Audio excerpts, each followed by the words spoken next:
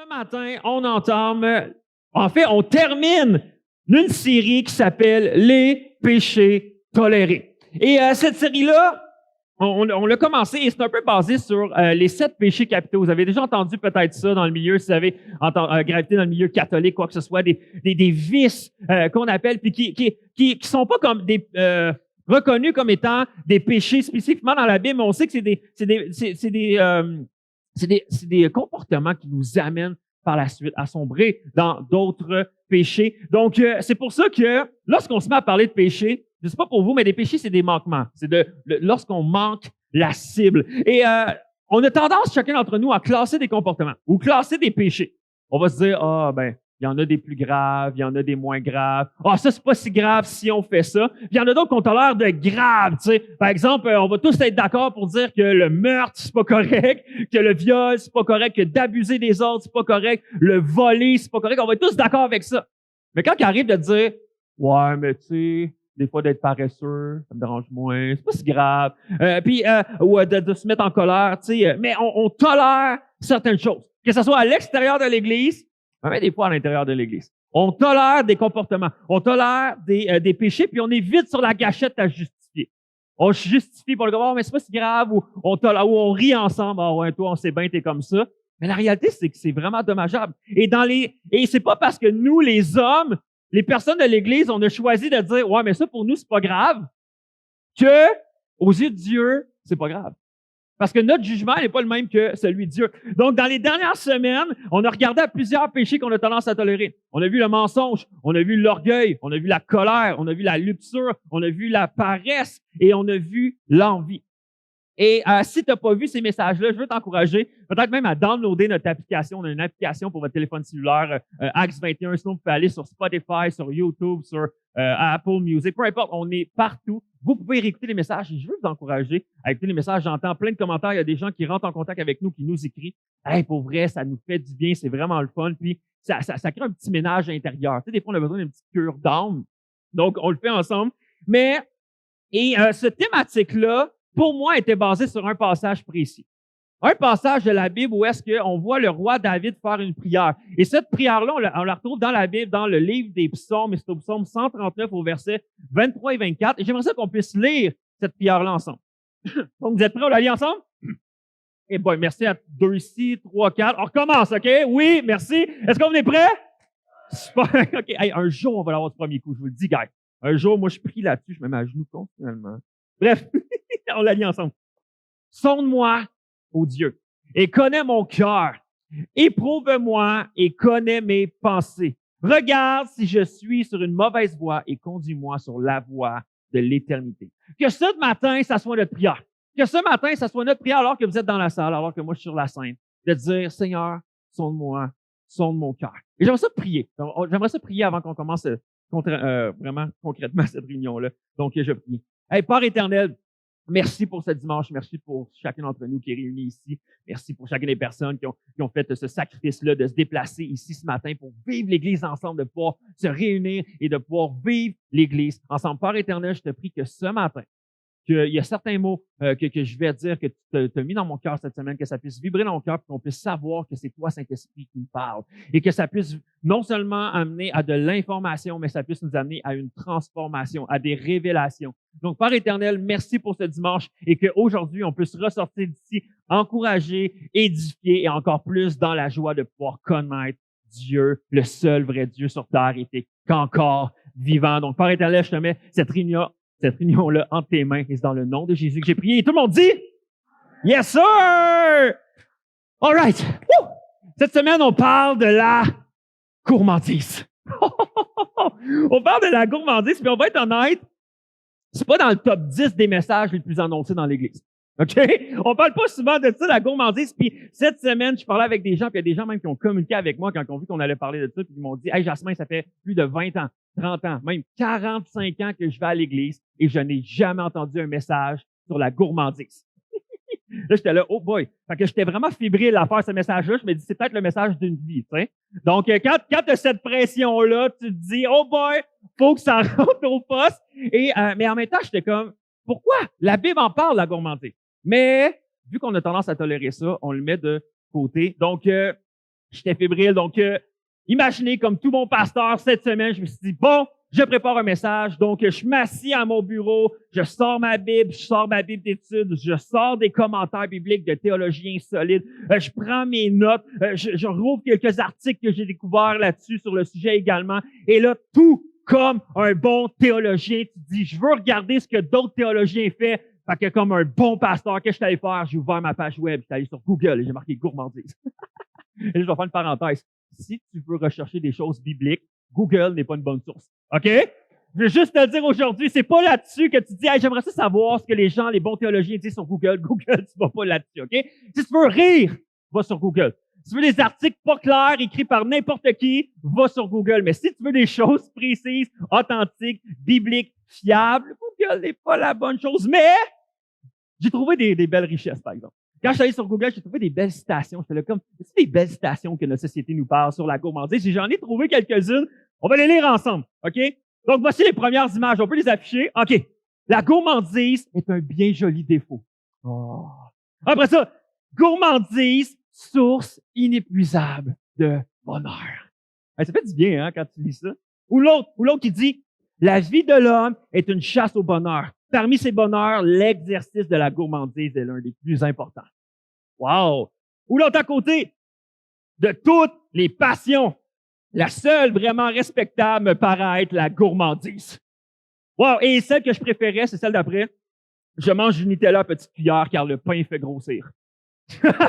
J'étais là. Ah ouais, ça fait du sens. Pour vrai, là, comme, bravo, ça fait du sens. Mais honnêtement, on va être honnête ensemble ce matin. La gourmandise, c'est assurément le péché ou le vice le plus toléré dans notre vie. Que ce soit à l'extérieur de l'Église, mais même à l'intérieur de l'Église. Parce que personne va faire des belles citations pour les mettre sur Google puis qu'il va dire le mensonge, un bien joli défaut. Personne va passer aux personnes va faire la colère, source inépuisable de bonheur. Ou de toutes les passions, la seule vraiment respectable, l'orgueil. Non, personne, mais la gourmandise, tout d'un coup, c'est tellement beau. Tu sais, c'est le seul qu'on appelle le petit péché mignon. Tu sais, c'est rare qu'on va dire, moi, la pornographie, c'est mon petit péché mignon. Non! Mais la gourmandise, oui. Mais quand on arrive à la gourmandise, c'est une autre affaire. Pourquoi? Parce que, on est tous coupables. Oh, je vais répéter, on est tous, chacun d'entre nous. Et également, c'est assurément le péché le plus visible. Des fois pour les autres, mais surtout pour toi. Par exemple, quand tu luttes avec l'orgueil, souvent, tu le sais pas que tu luttes avec l'orgueil. Les gens autour de toi le savent. Mais toi, t'es là, ben non, moi, j'ai rien, j'ai aucun problème. Quand tu luttes avec la paresse, t'es comme, si les gens comprendraient qu'il faut ralentir dans la vie. Et toi, t'es persuadé que quand t'es dans la paresse, t'es dans la bonne chose à faire. Pourtant, les autres autour de toi font comme, non, t'es un peu paresseux, tu sais. Donc, mais quand t'es gourmand, tu le sais. Quand t'es rendu à ton 3e sac de M&M, tu le sais. Tu le vois quand que tu rouvres un sac de réglisse et que tu as de la misère à t'arrêter.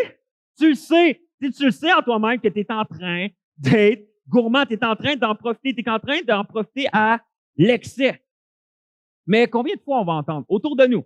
OK, quand je dis qu'on est tous coupables, combien de fois on va entendre autour de nous? J'ai plus faim, mais quand même pas refuser ce dessert-là. Tu sais. Ou par exemple, j'ai de la misère à m'arrêter quand je mange telle ou telle chose. On dirait que c'est plus fort que moi, il faut que j'en mange. Ou, ça, c'est mon péché mignon, comme j'ai dit tantôt.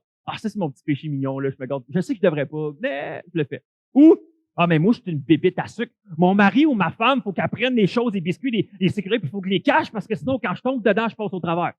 Ça arrive à personne. Non. Ou, je comprends que mon enfant, il est assez jeune pour passer l'Halloween, mais moi, je suis pas trop vieux pour manger des bonbons. Il y a des parents qui profitent de leurs enfants pour les bonbons. Ou il y en a qui pensent, qui disent, quand moi je dis je mange pas de dessert. Dans la vie, moi je mange pas vraiment de dessert. En fait, ça fait longtemps que je mange plus de dessert. Mais quand je dis à du monde, non, moi là, je peux pas. À chaque repas, ça me prend un dessert. Là, OK. Mais on en passe comme si de rien n'était. Et qu'est-ce que ça signifie la gourmandise? Qu'est-ce que c'est la gourmandise? Je vais te donner la définition la plus simple. Consommer à l'excès. C'est tout. Consommer à l'excès. Lorsqu'on regarde à la Bible met souvent l'emphase sur la consommation de nourriture, mais met l'emphase également, le mêle avec la consommation également d'alcool. Pour être gourmand, l'excès ou la gourmandise ou la gloutonnerie, comme on peut être appelé également, on voit que c'est souvent lié avec la nourriture et et l'alcool. Et on peut voir dans Proverbe 23:20, ça nous dit, ne va pas avec ceux qui boivent trop de vin, ni avec ceux qui mangent trop de viande. Les ivrognes et ceux qui mangent trop connaîtront la misère. À cause de leur paresse, ils n'auront plus que des chiffons pour s'habiller. Ceux qui boivent trop et ceux qui mangent trop. Mais techniquement, on pourrait ajouter n'importe quelle consommation qu'on amène à l'excès. N'importe quelle consommation, que ce soit trop de sucre, trop de nourriture, trop d'alcool, trop de réseaux sociaux, trop de télévision, trop de Netflix, trop d'entraînement, toute consommation qui t'emmène à l'excès, qui t'emmène à être dépendant de cette chose-là. C'est de la gourmandise. Donc, c'est quelque chose que tu fais puis que tu es obligé de faire à excès pour pouvoir atteindre le confort ou la paix ou la satisfaction que tu désires. Donc, si tu n'as pas cette chose-là, ton bonheur est affecté. Si tu n'as pas cette chose-là, si tu ne consommes pas cette chose-là, ta joie de vivre est affectée. Donc, cette chose-là vient qu'à te dominer. C'est plus fort que toi. C'est plus fort que toi, il faut que tu prennes un morceau de plus. C'est plus fort que toi, il faut que tu écoutes un épisode de plus. C'est plus fort que toi, il faut que tu boives un verre de plus. C'est plus fort que toi. Cette chose-là vient qu'à te dominer. Mais regardez ce que l'apôtre Paul dit à l'église de Corinthe dans le chapitre 6, verset 12. Moi, j'ai aimé ça, ce passage-là. Ça me dit, « Tout m'est permis, mais tout n'est pas utile. Tout m'est permis, mais je ne le laisserai pas dominer. Je ne me laisserai pas dominer par quoi que ce soit. » Ah, ça, j'aime ça. Je ne vais pas me laisser être dominé par quoi que ce soit. J'aimerais te dire, lorsqu'une chose te domine, elle va toujours t'amener à l'excès. Lorsqu'une chose te domine, elle va toujours t'amener à l'excès, c'est dans n'importe quoi. Et c'est pas que la nourriture, c'est mal. La nourriture, c'est bien, on en a besoin de vivre, on en a besoin pour survivre même. Mais le problème, c'est lorsque la nourriture te domine. Le problème, c'est lorsque l'alcool, par exemple, te domine. C'est lorsque Netflix te domine. Et j'aime un passage, j'ai pris ce passage-là dans 1 Corinthiens 6. Il y a une Bible qui a été traduite en anglais qui s'appelle la Bible The Message. OK? Et c'est de façon, c'est comme extrapolé comme passage biblique. Et j'ai pas eu ce passage-là parce que je le trouvais vraiment intéressant dans la manière que c'était dit. Et je l'ai traduit en français. Donc, vous voyez, c'est une traduction de la Bible en anglais, j'ai traduit en français, là. Vous comprenez? Mais j'aime comment c'est décrit. Ça nous dit, ce n'est pas parce qu'une chose est techniquement légale qu'elle est spirituellement appropriée. Si je faisais tout ce que je pense pouvoir faire, je serais esclave de mes caprices. Vous connaissez le vieux dicton, on mange d'abord pour vivre, puis on vit pour manger. Eh bien, il est peut-être vrai que le corps n'est qu'une chose temporaire, mais ce n'est pas une excuse pour gaver notre corps de nourriture ou pour le gâter avec du sexe. Puisque le maître vous honore avec un corps, honorez-le avec votre corps. J'aime la manière que c'est écrit, mais j'aime encore plus comment que c'est écrit c'est qu'on mêle la nourriture puis le sexe. Là, t'es là. Ah, OK, pourquoi qu'ils mélangent les deux? Mais moi, je trouve ça beau parce que les deux ont été créés par Dieu. Les deux ont été créés par Dieu. La nourriture et le sexe ont été créés par Dieu. Et les deux ont été créés pour que ce soit agréable. Les deux ont été créés pour que ce soit amusant. Là, t'es là. Ouais, où est-ce que tu veux en venir? Non, mais pour vrai, si la nourriture était seulement là pour un point de vue de survie, donc tu as besoin de nourriture pour survivre, ben Dieu nous aurait pas donné plein de bonnes papilles gustatives qui nous fait goûter des saveurs et pouvoir aimer ça, puis apprécier certaines choses et quoi que ce soit, de pouvoir apprécier manger un bon repas. C'est biblique, même ça nous dit à la fin des temps, on va se retrouver dans un banquet avec Dieu. La nourriture, elle fait partie de la Bible continuellement. La nourriture est une bonne chose. Même chose pour le sexe. Si Dieu avait voulu que le sexe soit seulement là pour une question de survie, il n'aurait pas créé nos organes avec autant de stimuli pour qu'on puisse avoir du plaisir. Donc, c'est pour ça que la nourriture et le sexe, c'est de bonnes choses. Toutefois, chacun d'eux n'ont pas été créés pour être consommés à l'excès. Chacune de ces deux choses-là n'ont pas été créées pour dominer sur nous. La nourriture et le sexe n'ont pas été appelés à être notre maître. Nous sommes appelés à être maîtres de la nourriture et du sexe. De pas que c'est eux qui dominent sur nous, mais c'est nous qui dominent sur ça. Donc, j'aime ce côté-là ensemble. Donc, je suis le boss, je dois le maîtriser.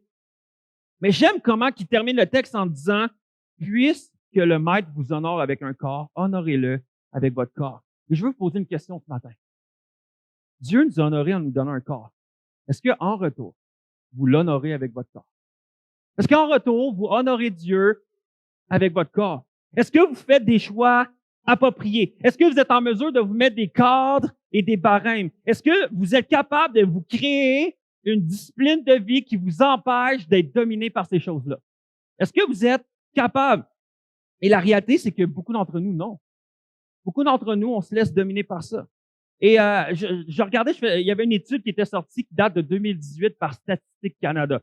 Et je vais vous lâcher à l'arrière. Ça nous dit, en 2018, 26,8% des Canadiens de 18 ans et plus, soit environ 7,3 millions d'adultes, ont déclaré une taille et un poids les classant dans la catégorie des personnes obèses.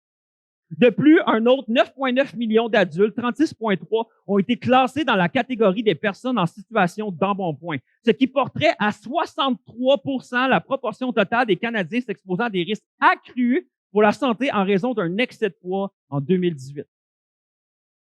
63% des Canadiens sont proches d'une situation dangereuse pour leur corps. Et j'aimerais faire une parenthèse ici, très importante. C'est facile de pointer du doigt quelqu'un qui a l'air d'avoir un peu plus d'embonpoint ou quelqu'un qui a plus un surpoids. Mais sache qu'on connaît jamais la raison pour laquelle cette personne-là peut avoir un surplus de poids. On connaît jamais la raison. Parfois, c'est peut-être dû à des problèmes de santé. Moi, j'ai beaucoup de gens autour de moi qui ont des problèmes, par exemple, avec la glande thyroïde. Et qu'est-ce que ça crée? C'est qu'ils gagnent du poids puis ils ont beaucoup de misère à gérer ça. Pourquoi? Parce que leur corps et les hormones sont déréglés. Donc, faut pas juger, pointer du doigt, puis c'est facile.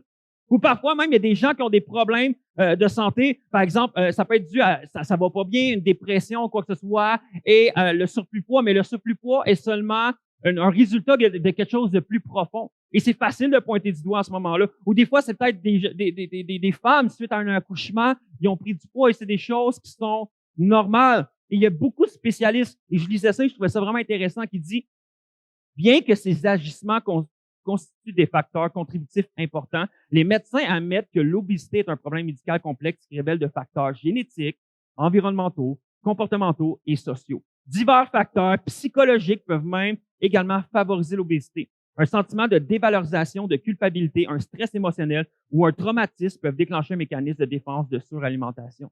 Donc, lorsqu'on pointe du doigt pour faire comme « Ah, check ça, toi, t'as un surplus poids », ça n'a rien à voir. Commence à regarder le bout de paille que tu as dans l'œil, la poudre que tu as dans ton œil avant de regarder le bout de paille dans l'œil de ton voisin. Mais pour vrai, avant de pointer du doigt, il faut se dire, je ne connais pas. Je ne connais pas la situation de cette personne-là. Puis également, il y a plusieurs personnes que je connais, là, des amis à moi, peu importe, qui souffrent de gourmandise. Ils ont un problème avec la gourmandise et à l'œil, tu pourrais pas le savoir. À l'œil, tu pourrais pas le savoir parce qu'on dirait que leur corps brûle les calories au fur et à mesure, puis ils restent minces. Et plusieurs, des fois, vous faites comme, je t'envie. Je t'envie parce que moi, ça fait pas ça. Mais, et peut-être même que tu me regardes ce matin. Peut-être que tu me regardes, tu te dis, ouais, mais Jasmin, mettons là qu'il arrive un gros coup de vent, t'es sûrement un des premiers qui part. Parce que je sais pas si gros que ça, mais en réalité, honnêtement, j'ai longtemps lutté avec la gourmandise. Pendant longtemps, j'ai lutté avec la gourmandise. Je mangeais du fast-food 4 à 5 fois semaine. Je mangeais toujours du resto. J'aimais pas me faire à manger. Pour vrai, je pouvais pas m'acheter pendant un bout de temps, là, comme là, je mange plus de dessert depuis un bout, mais avant, je pouvais pas m'acheter des boîtes de gâteaux vachons. Parce que, honnêtement, une boîte, des fois, on a 6-8 dedans. 2 jours, c'était fait, sinon même des fois dans la même journée. Dès que c'est là, j'en prenais. Puis je me nourrissais de ça constamment. Donc, pendant un bon bout, je mangeais mes émotions. J'étais stressé, alors je voulais mal manger. C'était plus facile pour moi lorsque j'étais stressé ou dans une situation de dire, ah, je vais manger du fast-food. Puis on dirait que c'était satisfaisant. Pourquoi qu'on appelle ça du comfort food? C'est du fast-food. Parce qu'on dirait que ça apporte une certaine satisfaction. Et j'étais paresseux. Parce que je voulais pas me faire à manger, je voulais pas manger des bonnes choses, donc c'était beaucoup plus facile pour moi de prendre mon auto, aller à 2 minutes, aller au McDo à côté de chez moi et de revenir, ou même les belles applications comme Uber Eats ou ces choses-là, DoorDash, qui fait comme, hey, t'as juste envoyé un petit message, ça arrive chez vous dans 20-30 minutes, t'as même pas besoin de rien faire, tu peux continuer à brainwatch Netflix. Et c'était tellement facile, j'étais pas maître de mon corps. J'étais pas capable, je laissais les pulsions me contrôler. J'avais envie de ça, je le faisais. J'étais paresseux, je me faisais pas à manger. Puis j'avais de la difficulté avec la gourmandise. Puis je me disais, c'est pas de ma faute. C'est juste ses meilleurs fruits. Pas de ma faute. C'est Dieu qui a créé la nourriture, que quand c'est cuit dans l'huile, c'est genre 3 fois meilleur. C'est pas de ma faute. Mais honnêtement, mais depuis une année, 2 années, même proche de 2 ans, j'ai eu cette conviction-là profonde. Que Dieu voulait pour moi une santé.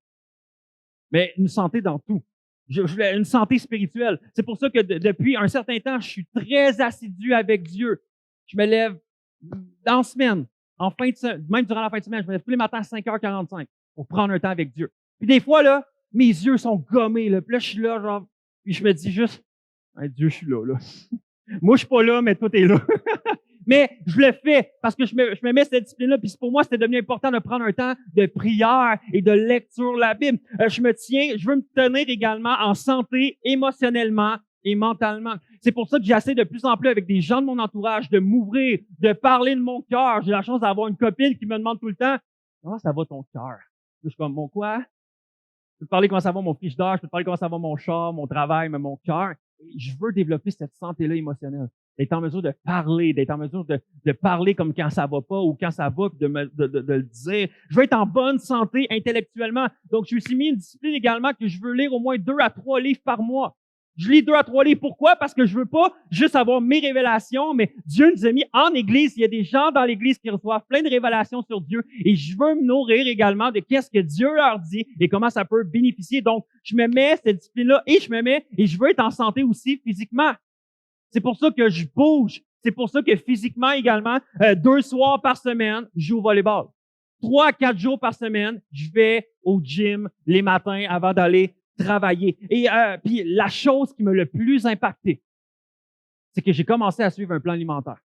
Ça fait plus de 2 ans. J'ai commencé à suivre. Puis il y a eu des hauts et des bas, là. Je suis honnête avec vous. Mais depuis un certain temps, je suis assidu et c'est de changer mon alimentation, c'est qu'est-ce qui fait la plus grande différence. Et trop souvent, il y a des gens qui viennent me voir. Ouais, mais Jasmin, tu sais, moi là, je suis pas sportif. Je suis pas sportif. C'est pas quelque chose que j'aime faire, du sport. J'aime pas m'entraîner, j'aime pas ça. Mais honnêtement, j'aimerais te dire que si tu veux être en bonne santé physique, 90%, c'est la nourriture. 90%, là, c'est la manière que tu te nourris, qu'est-ce que tu mets dans ton corps. Et ça fait toute la différence. Et personnellement, depuis que j'ai choisi de suivre un plan alimentaire, mon énergie est vraiment meilleure. Mes temps de sommeil sont vraiment meilleurs. Tu sais, manger du fast-food juste avant de te coucher, là, je sais pas, mais ça te scrape un sommeil, là. Mais moi, j'étais là-dedans, dans la malnutrition, tout ça. Mais j'ai décidé de suivre un plan alimentaire, puis j'ai commencé à rencontrer un kinésiologue incroyable qui fait juste m'enligner. Je suis pas dans le plus discipliné. Je suis pas celui là, qui strict. Non. Juste avoir un bon guideline où que je calcule mes portions, je calcule de qu'est-ce que mon corps a de besoin et qu'est-ce que mon corps n'a pas de besoin. Puis après ça devient de l'excès. J'ai pas besoin de ça pour que mon corps puisse être en bonne santé. Donc, je suis le programme, le plan alimentaire, et c'est la plus belle chose que j'ai faite et je me suis jamais senti aussi bien. J'avais des problèmes de santé, des brûlements d'estomac, je me sentais pas bien, je faisais tout le temps du reflux gastrique, j'avais des problèmes de digestion, j'étais crampé continuellement. Et depuis que je fais ça, j'ai plus de problème d'estomac, j'ai plus rien. Depuis que j'ai vérifié ma santé. Mais honnêtement, je faisais pas d'embonpoint. Je faisais pas tant d'embonpoint, mais je prenais pas soin de mon corps. Je prenais pas soin de mon corps et je laissais mes pulsions, mes désirs personnels me diriger. Mais honnêtement, il y a d'autres gens que vous faites de l'embonpoint. Et c'est pas dû à un problème de santé. C'est par manque de désir. C'est parce que peut-être c'est par manque de contrôle de soi. C'est par paresse. C'est par lâcheté. Et qu'il y a une certaine indifférence du fait que Dieu vous a donné un corps, mais que vous n'êtes pas au point de pouvoir l'honorer même avec votre corps. Et peut-être que la nourriture, présentement, est votre maître. Peut-être que l'alcool est votre maître. Et que tranquillement, ça a commencé tout petit, c'était pas si pire que ça. Mais tranquillement, ça a pris le dessus. Tranquillement, le sucre a pris le dessus. Cette semaine, je parlais avec une personne qui me disait, Jasmin, je suis allé à vie renouvelée. Pendant toute ma vie, j'ai lutté avec le sucre et ça a été une délivrance. J'ai vécu une délivrance avec le sucre et je crois vraiment que Dieu peut faire des délivrances dans ce temps-là aussi parce qu'on devient dépendant. Mais nous sommes appelés à être dépendants de Dieu, pas des choses sur cette terre. Et j'aimerais vous dire ce matin, tout m'est permis, mais tout n'est pas utile. Tout m'est permis, mais je ne laisserai pas dominer. Je me laisserai pas dominer par quoi que ce soit. Je ne vais pas me laisser dominer par quoi que ce soit. Donc, tu dois décider toi-même de dire, faut que je me mette des barrières. Faut que je me mette un guideline. Faut que je me mette un style de vie. Maintenant, je veux pas que mon bedon dicte ma vie. Je veux pas que mon appétit, ouais, mais moi, j'ai encore faim. Ah, pas parce que tu as encore faim que c'est nécessairement bon. Je veux pas me laisser dicter par mon bedon. En fait, t'es appelé à être le ventre de ton maître, de prendre le maître de ton ventre. Excusez, là. Excusez.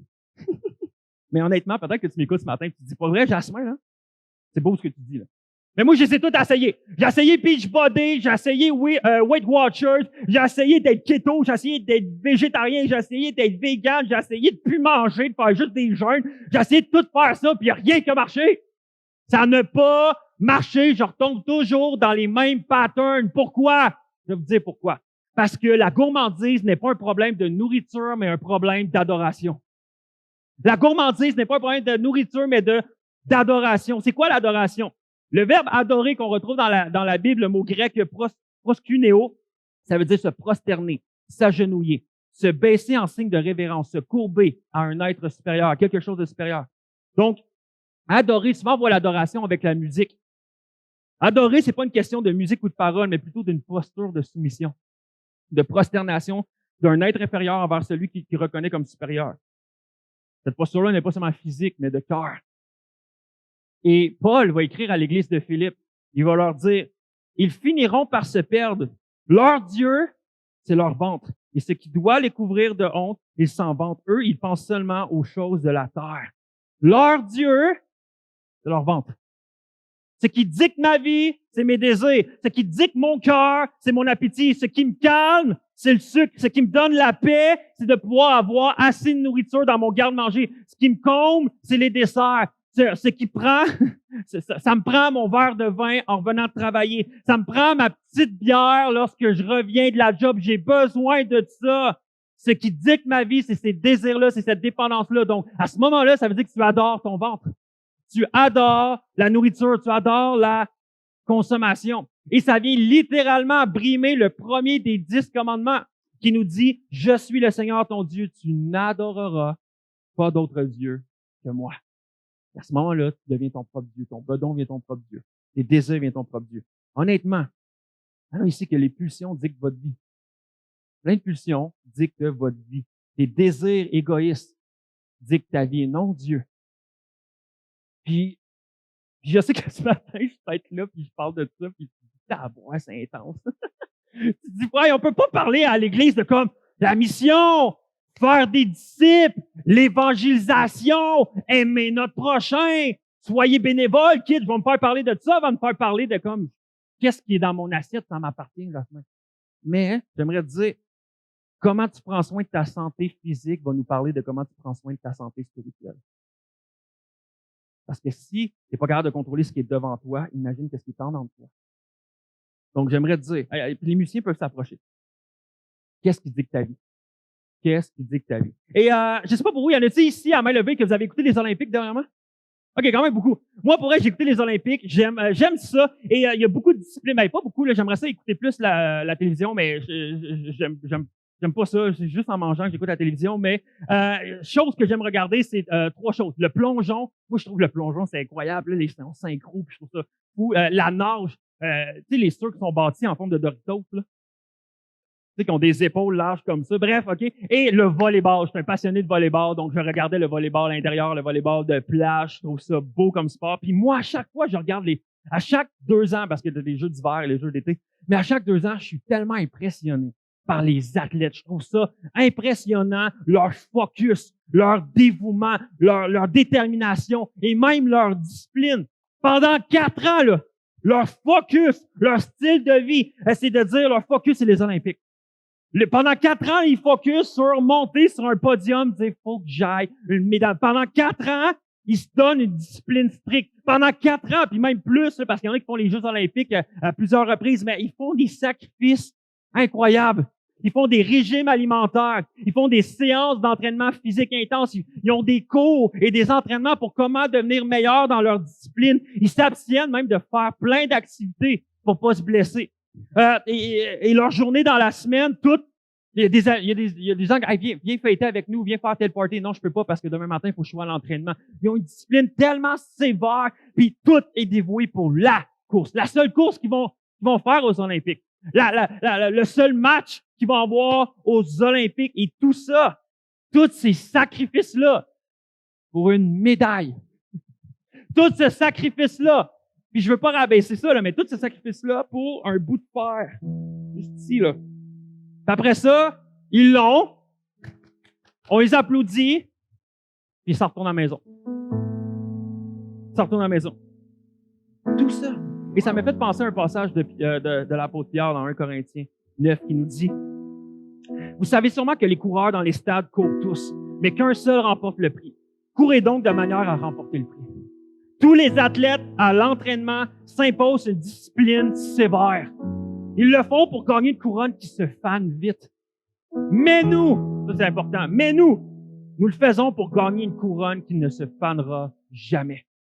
C'est pourquoi je cours les yeux fixés sur le but. C'est pourquoi je suis semblable au boxeur qui ne frappe pas au hasard. Je traite durement mon corps et je le maîtrise sévèrement. On va répéter. Je traite durement mon corps et je le maîtrise sévèrement afin de ne pas être moi-même disqualifié après avoir proclamé la bonne nouvelle aux autres. Et j'aime, il dit, les athlètes s'imposent une discipline sévère pour une couronne qui va faner. Mais il dit, mais nous, ça c'est chacun d'entre nous.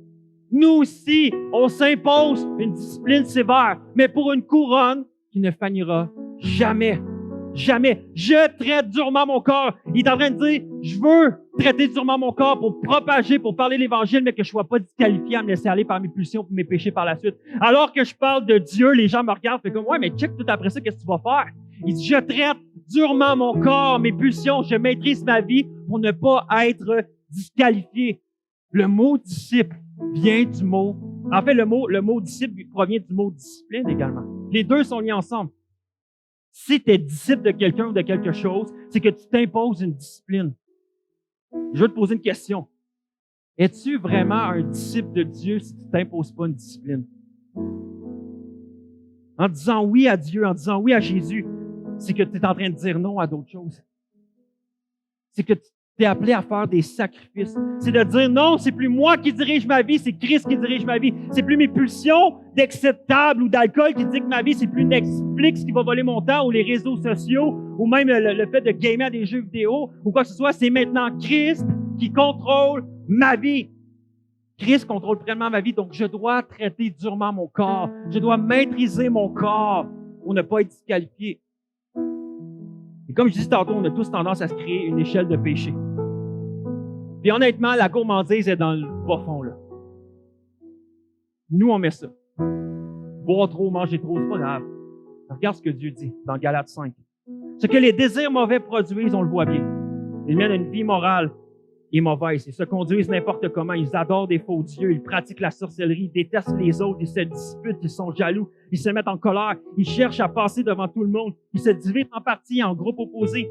Ils veulent ce que les autres possèdent. Ils boivent trop. Ils mangent trop. Ils font encore bien d'autres choses semblables. Je vous avertis, je l'ai déjà dit, ceux qui font ces choses-là n'auront pas de place dans le royaume de Dieu. Moi, quand j'ai dit ça, ça me fait tellement capoter parce que on est là, puis on pointe du doigt. Check ça, ils ont une vie morale. Ils couchent ensemble avant le mariage. Ah, check ça, ils sont arrivés, ils ont trompé, il y a eu de l'adultère, il y a eu un divorce. Chaque personne se sont divorcés. Ah, check, regarde telle personne, hein, tu vois, elle sème la division, elle a quitté le groupe Connexion, elle parle dans le dos des autres, quoi que ce soit, pendant que nous, on est en train de se goinfrer à la maison. Mais pour Dieu, c'est la même affaire. Pour Dieu, ta gourmandise, t'es aussi coupable que la personne qui a commis de l'adultère. La gourmandise, t'es aussi coupable que la personne qui sème la division dans des groupes. Ouch. Ouch. Pourquoi? Parce que tu deviens ton propre Dieu. Et pour Dieu, c'est dans le même panier. Et juste un petit peu plus loin, encore dans Galates 5, l'apôtre Paul va dire ceci. Ceux qui appartiennent à Jésus-Christ ont crucifié leur nature propre avec ses passions et ses désirs. Je te pose la question ce matin. Qu'est-ce que tu as crucifié dernièrement? Qu'est-ce que tu as mis à mort dans ta vie dernièrement? Quelle passion? Quel désir t'as mis à mort pour pouvoir suivre Dieu pleinement? Laisser Christ dans ta vie. Je te pose la question autrement. Qu'est-ce que tu as besoin de crucifier dans ta vie aujourd'hui?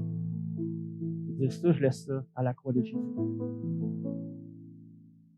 J'ai besoin de sacrifice. Et je veux te dire avec la plus grande joie, Christ, lui, il a été crucifié pour payer la conséquence de ton péché. Christ a été crucifié. Jésus a été crucifié à une croix pour payer la conséquence de tes excès. Jésus a été crucifié pour payer la conséquence de tes excès de table, la conséquence de tes excès d'alcool, la conséquence de tes excès de réseaux sociaux, de télévision ou quoi que ce soit. Il a payé la conséquence de ton manque de discipline. Mais dans ce passage-là qu'on vient de dire, qu'on vient de lire tantôt, il dit, je vous avertis, je l'ai déjà dit, ceux qui font ces choses-là n'auront pas part au royaume des cieux. Mais Christ est mort à la croix pour que tu puisses avoir part au royaume des cieux. Il veut que tu sois là avec lui. Christ est mort, il a payé la conséquence à ta place. Mais la conséquence est payée. Mais elle te demande quand même une repentance.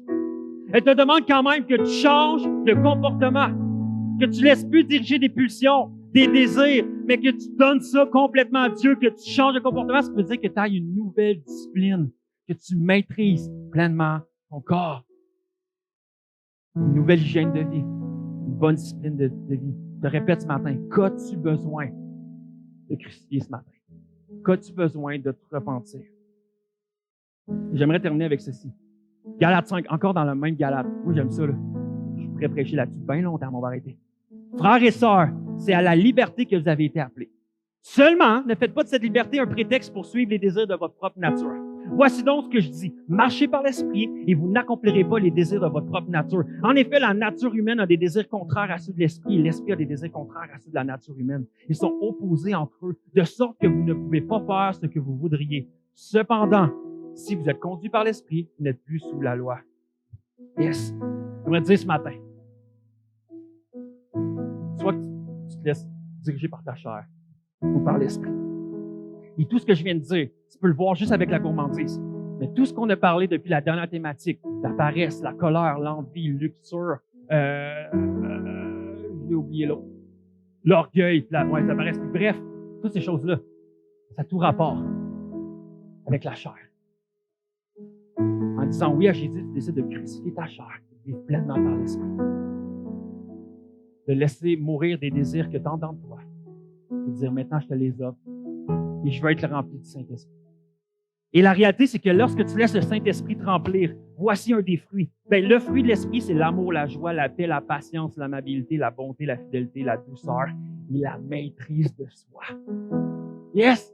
Alors, lorsque tu décides de plus focusser sur toi, puis ton bedon, puis tes désirs, puis tes passions, puis tes pulsions, et tu regardes à l'Esprit Saint, tu regardes à Dieu, l'Esprit vient faire une œuvre en toi, et tout ce que tu recherches dans la nourriture, dans la gourmandise, la paix, la joie, vraiment toutes ces choses-là, l'amour que tu as pour ces choses-là, mais ça se transforme et tu es en mesure de pouvoir te maîtriser ton corps, maîtriser tes pulsions, parce que tu te laisses remplir par l'Esprit Saint. Et ce matin, je pense que chacun d'entre nous, on a besoin de se laisser remplir. On a besoin de crucifier certaines choses et de se laisser remplir par l'Esprit Saint. J'aimerais prier pour nous, alors que je termine avec ça. Est-ce qu'on peut mettre notre masse et se lever ensemble? Je pense qu'on a besoin, on va aller en louange, on a besoin de juste mettre notre regard sur Dieu. Et j'aimerais ça qu'ensemble, alors qu'on se lève, qu'on peut juste fermer nos yeux et se concentrer juste pas sur notre voisin, mais sur Dieu, sur l'Esprit Saint. Il y a peut-être des choses que j'ai dit que tu n'as pas aimées, peut-être des choses que tu as aimées. Mais peut-être juste demande à Dieu, Saint-Esprit, qu'est-ce que tu as à me dire? Qu'est-ce que je dois sacrifier? Qu'est-ce que je dois enlever? Puis ce que je te demande, c'est pas de jeûner après-midi puis de sacrifier une nourriture. Va prendre un bon repas. Va savourer des bonnes saveurs. Tu peux prendre un bon verre de vin, tu peux prendre une bonne bière. Mais sois en mesure de te contrôler. Sois en mesure de te contrôler. Je vais te poser la question, alors que tu as les yeux fermés, tu es juste là. Qu'est-ce que tu as besoin de sacrifier ce matin? Qu'est-ce que tu as besoin de sacrifier? Qu'est-ce que tu as besoin de crucifier? Des désirs, des pulsions. Qu'est-ce que tu as besoin? Quelle nouvelle discipline que tu as besoin d'intégrer? Quelle nouvelle discipline tu as besoin d'intégrer dans ta vie? Et pour ça, oui, ça va demander que tu prennes des décisions concrètes avec ta vie. Ça va demander que tu as besoin de l'Esprit Saint. Parce que lorsqu'on est tout seul avec notre chair, c'est voué à l'échec. On a besoin de Dieu. J'aimerais prier pour chacun d'entre nous ce matin. Père éternel, on vient devant toi avec nos manquements, nos pulsions, nos excès, nos péchés. Et Dieu, merci pour la croix. Merci pour la croix que tu as subi la conséquence de notre péché devant Dieu. Et Christ est mort à la croix pour mes péchés, pour pas que j'aille subir la conséquence de ne pas être dans le royaume de Dieu. Et Dieu, je veux regarder avec toi. Je veux regarder à toi pour ton pardon, pour ta grâce. Je veux te donner ma vie. Mais Dieu, prends ma vie. Aide-moi à crucifier les mauvais désirs. Aide-moi à crucifier les pulsions. Aide-moi à ne pas vivre selon mes excès ou mes propres désirs, mais à vivre selon ce que j'ai besoin en toi, le nécessaire, tout ce que j'ai besoin est en toi. Je ne veux pas me nourrir juste de ce qui est sur terre, mais je veux me nourrir de ta présence, de ta parole. Saint-Esprit, fais une œuvre en nous.